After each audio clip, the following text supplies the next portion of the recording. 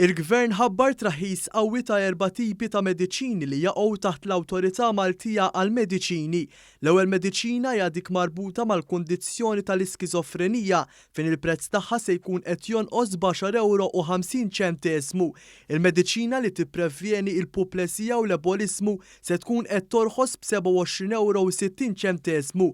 Mediċina oħra li se tara roħs hija dik tal-pressjoni għolja fejn ser tonqos bi kważi €2. L-aħħar mediċina hija dik għal mard kroniku bħal mard fil-qalb se tonqos b'46.60 €.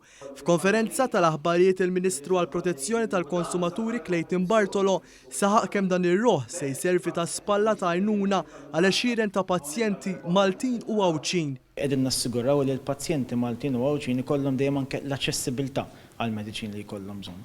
Dan kollu jorbot mal-fatt li dan huwa gvern għan-nies mhux biss bil-kliem iżda bil-fatti. U allura aħna qed inkomplu għaddejjin bix-xogħol tagħna fejn dan l-aspett anke mediku rridu naraw li nkunu minn ta' qudiemnet fl-Ewropa u anke f'ċerti każi fid-dinja. Intqal li d-Direttorat tal-Liċenzjar fih dan l-Awtorità dwar il-mediċini awtorizza l fuq minn 4,200 mediċina.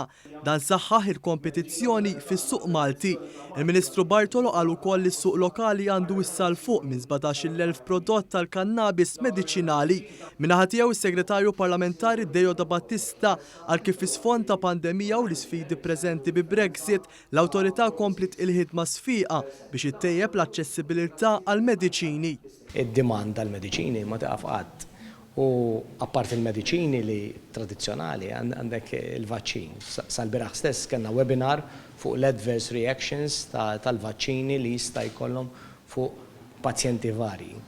U l-iskop huwa li barra li nilliċenzjaw u npoġġu fis-suq mediċini naraw li l-pazjent ma jkunx affettwat b'mod negattiv.